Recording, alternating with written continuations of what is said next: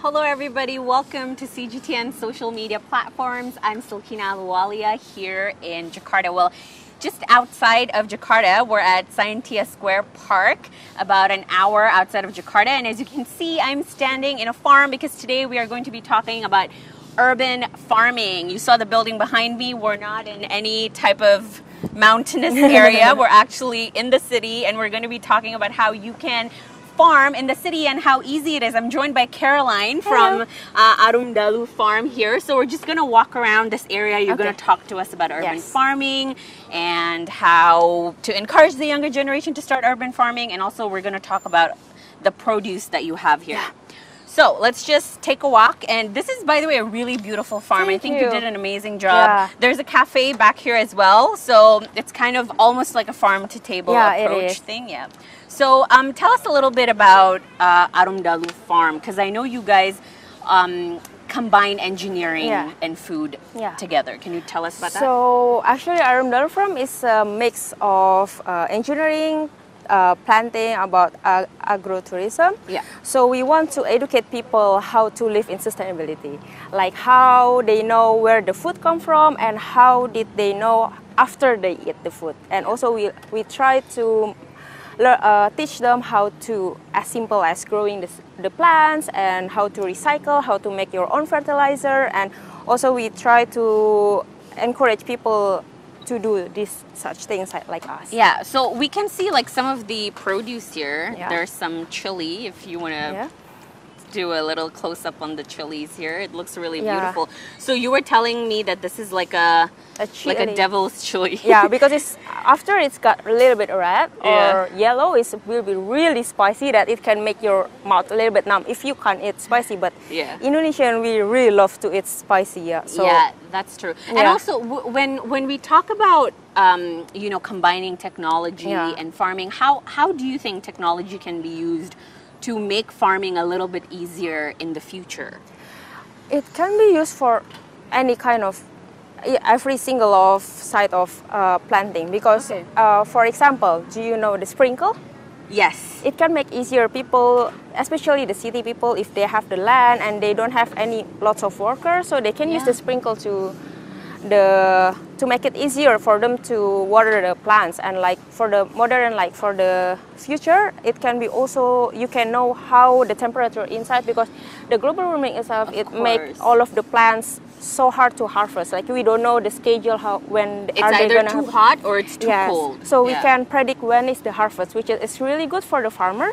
So the farmer cannot, you know, nowadays in Indonesia, sometimes they are just like, oh, we cannot harvest because of the condition of the weather. But with technology nowadays, we can predict when is the good day of harvest, when is the good day to even plant the seed. We have some really pretty rich chilies. And they even have the flower. Oh, so that's what the it looks like before it becomes a chili.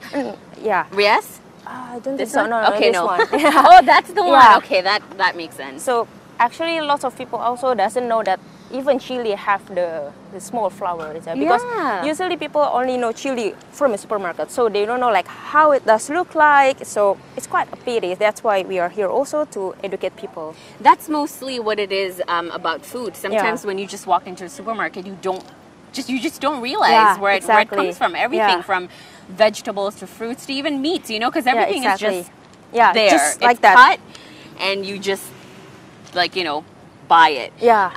Do you think it's important for the younger generation to start becoming more aware about urban farming? It is really important. Why? Because in the future, we just need food every day, 24/7. It's not like in the future we don't need food. But as the time goes by, lots of people also use chemicals, this and that, and you don't know what are you eating. But if you know where the food comes from, how they grow it, as simple like if you buy import food, you don't know how many travel days are there. But if you pick something from the traditional market, you know it's from the farmer, you know how they grow it, did they use pesticide or not. So it's really important for the younger. That's why we also always educate them, like if you see like a fruit that is a little bit, you know, brown, it doesn't mean it's bad. Like for example, a banana. I see a lot of people don't understand that when you know, bananas become brown, they think like they want to throw it away. And I'm like, That's when it's That's ripe. the best part. Yeah. Because like it contains a lot of sweetness inside. Yeah. So So yeah. are you planting anything? Because I see like some places are still a little bit empty. This one actually is they are resting. Okay. Because they, many people also doesn't know that sometimes soil does need time for rest. Okay. So because it's already keep having the nutrition gap, Yeah. they will taken, but now it's like regenerating. So we put lots of the natural pupuk. Yes. Yeah. Oh my god, a fertilizer. Yeah. We said it at the same time. Yeah, natural fertilizer to make it become nutritious, and after that we try to plant it Yeah, again. and are these lettuces? Yes, it is. And Okay. most of people know the salad, the lettuce is like slider keriting. Yes. Yeah, but actually we have like this kind of lettuce, and like this one is pak choy, Oh, and actually you can eat it right away. Want to show the pak Yeah. choy? And That's maybe really cool. this one will be interesting. It looks like pate, Yeah. but Which I don't know what it is in English actually. pate is What is it? It's a very it's it's very common in yeah, Indonesian it's like food. after you eat it, it will become like smelly, Yeah. but it tastes really good. It's like pistachio in a way. And this one is called I'm not a koro. fan of it. Me too, Yeah. actually. Oh, sorry, but this one is called koro. But we can't eat this now. We can because Okay. you need to you need to cook it because if not, it's quite a little bit toxic. Oh. Yeah, so I want to live.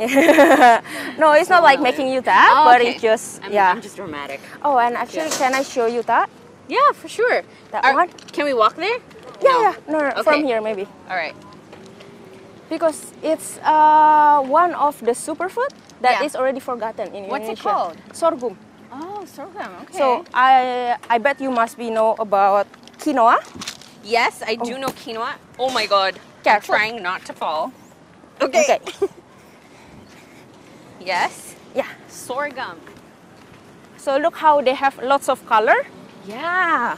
So basically, the interesting thing, way before Indonesian eating rice, white rice, Yeah. Ooh. they eat this. So what's their the- carbohydrate. These colors are different. So what's So the it's difference? different variety. Okay. So actually, in NTT, yeah. in Sumba or like in Right. Flores, they grew this. The east. Yeah, Nusa in Tenggara the East. Eastern yeah. So it's really good, and also it tastes. It can also you can make popcorn from this one. Oh, so this Yeah. was the source of carbs Yes. for people. Way Way back when, before before the rice rice. came, which is also more healthier and have lots of nutrition rather than the white rice, because you know white rice contains lots of sugar. Right, right, right. So Starch. it's similar like quinoa. Wow. Yeah, but a little bit bigger. So this is considered a superfood. Food, yeah. It's basically from Indonesia also, one of the native local. Yeah. Wow. When we talk about urban farming, Yeah. what do you think are some of the challenges that people face? Maybe they will think like, oh, I cannot plant seeds or because they think that it's only certain people that can grow their own plants. But Right. actually, with the technology and with lots of the information on, because nowadays we can access internet like really easily, right? Yeah. So we have the knowledge how to. So mostly they say like they don't have space. Yeah, They- but that's not true. Yeah, I mean, they it's know. proof that you can even, exactly. create a farm in a balcony or Exactly. a rooftop. We will see there for the balcony yes, one. we're walking over And there. secondly, usually they say like, oh, I don't have time. Yeah. And also thirdly, they don't want their hand to get dirty.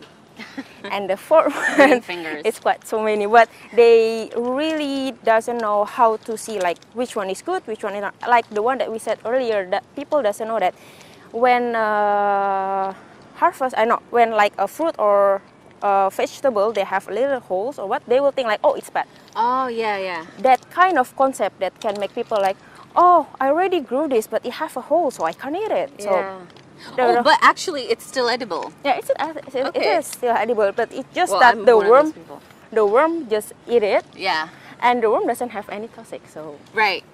it just doesn't look It's good. just a part of nature. Yes, and actually they have a lot in a lot of way Yeah. to prevent all of the worms or all of the insecting Yeah. by Do we using walk that. here or straight here? Here. Okay. So for people that want to start urban farming for the first time, for example, me, you know, like what is some of the easiest vegetable or I don't know fruits that we can? Lettuce maybe. Lettuce. Okay. Because how long does lettuce usually 3 take? weeks, 2 weeks, 3 weeks. Okay. And also you can only just plant it with a cup of, I don't know, a little bit small pot. Yeah. Yeah, you can also start from it. And if you want the more easier, not with the seed, you can use the, you know, the carrot. Yes. You can cut the down part, and you still have the, how you call it, the right, the root. Almost? The upstairs or the yes, upstairs one. okay. So you can just plant it. So it just keeps. It's kind of like a circle. Yeah, like you just keep growing and growing and growing. Exactly. And also one of the reasons why urban farming is so important, because we know that in Indonesia, a lot of the younger generation, for example, that live in, you know, farms in Java or like in mountainous areas, they actually leave to go to the city and they don't want to take up farming. Yeah. But at the same time, the agricultural industry is so important to Exactly. Indonesia. It makes up a lot for our economy. So this is why it's really important to encourage people to farm. And, you know, even though it's urban farming, it's still the same. It's growing food to put on your table. Yeah. And okay, so, yes, go ahead. What were you gonna say? No. I just want to say that it's also our motivation. It's like, it's our target that to make people understand that farming is cool. Yeah, farming Like, is cool. It's not like an old-fashioned job. It's not for old people or whatever. Like for example, in Thailand, you can see lots of the farmers are really rich. Yeah. Why? Because they really have the patience and they can they can sell it. So and I mean, everybody needs food. Sure. We're all eating forever. Unless they can come up with a pill. No, it's not that good. I smell mint. Yes. Okay. Here, you can eat it. This is mint. I can eat it. Finally, something I can eat. And this is Vietnamese mint. Minty. The Vietnamese. So when you eat pho and Thailand and vegetable, the spring roll. It's very peppery. Yes. Almost. You can also. I can eat it. Yeah. Like this. Actually, you can still eat it. It tastes exactly right like what I would eat in the noodle soup. And you can see this. It has a holes, but you can still eat it, right? Oh, it's bitter. Yeah, it's a little bit bitter. Okay, so these ones are still. Oh, so these ones you can eat it. Yeah, actually you can eat it, but lots of people doesn't want to eat because they will say like, oh, no, I can't eat that. It's not that good. And this one is basil. So, because I was thinking like I smell basil too. So, talk to us a little bit about what kind of an urban farm this is. This is obviously a different type of farming. So many people misunderstanding that this was a hydroponic, but actually it's a mix of aeroponic and aquaponic. And what is hydroponic for people that don't know? Hydroponic, actually they use similar like this, but they use like vitamin inside of it. But the thing is, we didn't know what is the ingredients inside of it. But with the aeroponic and the aquaponic, we use the waste of the fish. So we connected to the fish pond, and then we took all of the waste and all of the water. Which you can see there is a fish pond but right in next here, to us. We didn't use it. Okay. We just used the normal one. Yeah. But you can see in Arumdalu lab later. Yeah. And this one, actually, if you want to touch it, it's really cool. Oh, yeah. Yeah, because it made like, it's not just a PVC. So it's because we are engineering company, we create this one. And actually you can grow strawberry here. Oh, wow. But sadly it doesn't, we already had the fruit, but the customer just ate. So they couldn't wait. Yeah, this is the lettuce and this is the pak choy. But what is the difference between horizontal farming and vertical farming, and what are some of the advantages of both? Oh, it's simple. It's just saving the land. Saving area, because in this one it's only like, I don't know, maybe around 30 or 30 centimeter. You can grow like up to 30 plants. But if you do it like this, it will just less of the plants. Yeah. And also this one will be good because, let me see, you can see this one. Yeah. It's also becoming the filter for the pond itself. Oh. So after it goes out, because it upstairs they have the biofilter, so they took out all of the bad waste. Yeah. And in here they took all of the waste. So in a way, it's also creating a cycle which has become the filter of the ponds itself. Right. So after it go out, the water will become as clear as the one I used before. And personally, have you always been interested in farming and Yeah. urban farming? Yeah, actually because my father, Yeah.